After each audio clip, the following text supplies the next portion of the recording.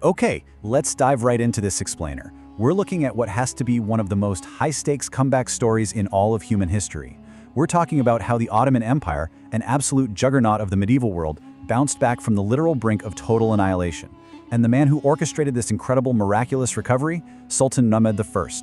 Historians often call him the second founder of the Ottoman state, but his life wasn't just some straightforward tale of endless conquest. No. It was a grueling, lifelong struggle to piece back together a completely shattered legacy. If you really want to understand how empires survive their darkest hours, well, you absolutely have to understand this guy. To really appreciate the magnitude of this comeback, we first need to grasp the sheer scale of the disaster that hit in 1402. So under Sultan Bayezid the Thunderbolt, the Ottoman Empire was a massive, terrifying power. But then, the Battle of Ankara happens against the invading forces of Emir Timur.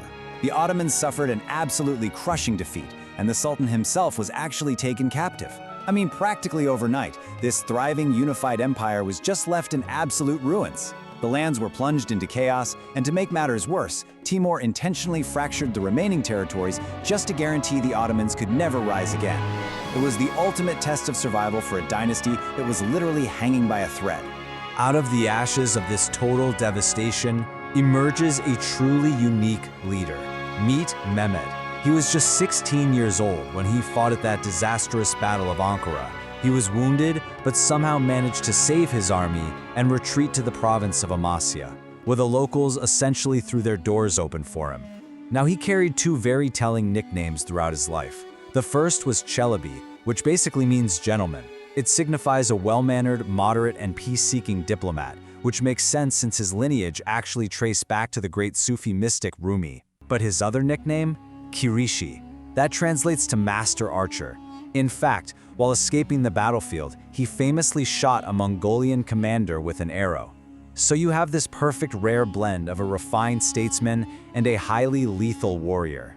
This massive power vacuum triggers an absolute nightmare scenario. It's a chaotic 10-year period we now call the Ottoman Interregnum. With their father dead in captivity, four brothers literally ripped the realm apart. Suleiman claimed the capital of Edirne, Isa took the former capital of Bursa, Musa set up in Kütahya, and Mehmed held on to Amasya. Timur's plan had worked perfectly. The country was neatly carved into four pieces. And to survive, all four brothers played this intense diplomatic game, paying lip service and swearing allegiance to Emir Timur just to validate their own local authority. Since none of them could instantly take over the whole country, they settled into a really bitter, high-stakes waiting game. Over the next decade, Mehmed systematically outmaneuvered every single one of his siblings. Now remember, there was no set rule of succession back then. Power was basically considered the common property of the dynasty. Mehmed actually started by offering to share the Anatolian lands with Isa, but Isa refused and was eventually defeated in 1410. Next up was Suleiman. He was caught totally unaware and was actually killed by villagers in 1411 while trying to flee. And finally, there was Musa. Musa had grown incredibly harsh, even going so far as to besiege Istanbul. The Ottoman commanders and, frankly, the people vastly preferred Mehmed's moderate approach. So by 1413, Musa was defeated and executed. Against all odds, Mehmed had finally restored the union. Of course, eliminating your own brothers to secure the throne is gonna catch the attention of your overlords, right? Timur's son, Shahrukh, who was technically the Ottoman suzerain on paper, wrote a letter to Mehmed complaining that killing his brothers went against the customs of Genghis Khan.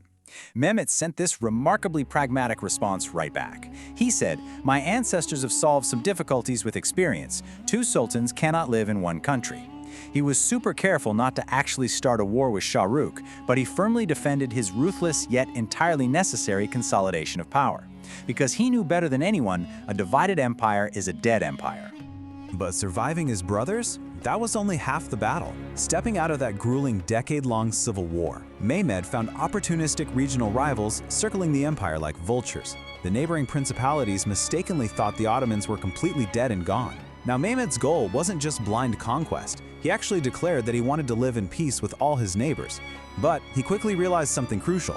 Before he could build any sort of lasting peace, he had to remind the surrounding powers exactly who the Ottomans were. To really understand the sheer psychological weight the Ottoman name still carried, just look at this wild story from the Civil War. The leader of the rival Karamanid's had opportunistically besieged the Ottoman city of Bursa. Just then, a funeral procession carrying the corpse of Mehmed's brother Musa arrived at the city.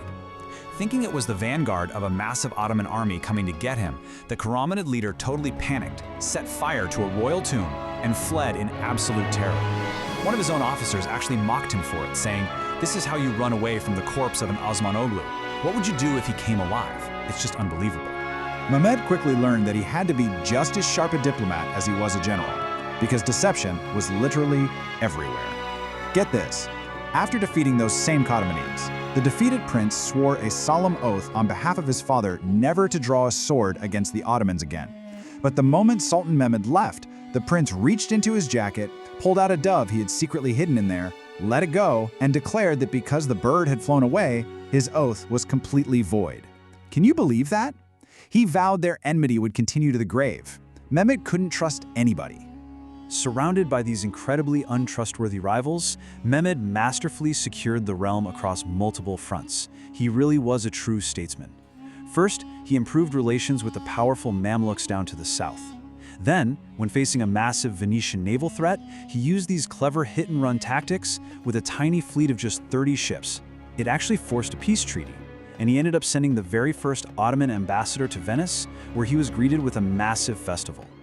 Finally, he secured the Balkans, defeating a Hungarian-Wallachian alliance, and integrating parts of Bosnia and Albania. And interestingly, the local Bagoma populations there were so tired of Catholic pressure that they actually began converting to Islam in large numbers.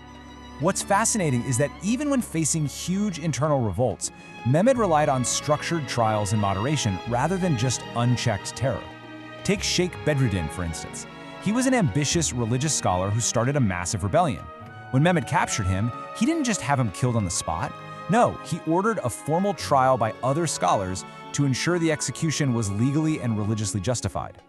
Then you had a revolt led by a guy claiming to be his long-lost brother Mustafa. Mehmed crushed the revolt, forcing the impostor to flee to the Byzantines.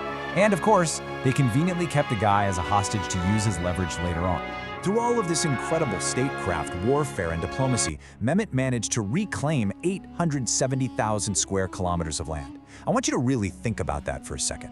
After inheriting a totally broken, fractured, and defeated state, he managed to rebuild the map, falling short of his father's sprawling empire by only 72,000 square kilometers. Against all odds, he successfully put the giant puzzle back together. But we absolutely have to remember the immense personal toll this took on him. He once lamented, "No one has suffered the troubles I have suffered since my childhood." And he wasn't exaggerating. He carried the weight of a dying empire on his shoulders from the time he was a 16-year-old kid. He personally fought in 24 battles. He endured nearly 40 physical wounds to his body over his lifetime. He spent most of his days battling illness, exhaustion, and unbelievable stress, completely sacrificing his own youth for the survival of the state.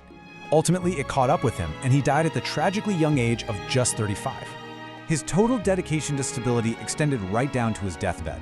Suffering from severe illness, his final words were basically, "Bring my son Murad immediately. I can no longer get up from this bed, and the country should not fall into turmoil." He knew that a sudden power vacuum would plunge the empire right back into the civil wars he had fought so incredibly hard to end. So his death was kept an absolute secret from the public and the soldiers for 41 agonizing days. They literally hid the Sultan's passing until his 17-year-old son Murad could arrive from Amasya and securely take the throne. Looking back on it, historians view his legacy with immense reverence. The prominent historian Joseph von Hammer-Purgstall beautifully likens Sultan Mehmed I to the prophet Noah. While the empire was drowning in a flood of invasions, civil war, and chaos, Mehmed built a sturdy vessel of peace and stability. He pulled his nation on board and navigated them to safety. He was religious, fair, brave, and merciful. He replaced the atmosphere of terror created by his rivals with genuine affection from his people. He really wasn't just a ruler. He truly was the second founder of the Ottoman Empire. So, I'll leave you with this provocative thought to ponder. We so often measure historical greatness by the vastness of the lands a leader conquers, or the sheer size of the armies they defeat, right? But Sultan Mehmed I's incredible legacy challenges that entire notion. His life's work wasn't about endless, aggressive expansion.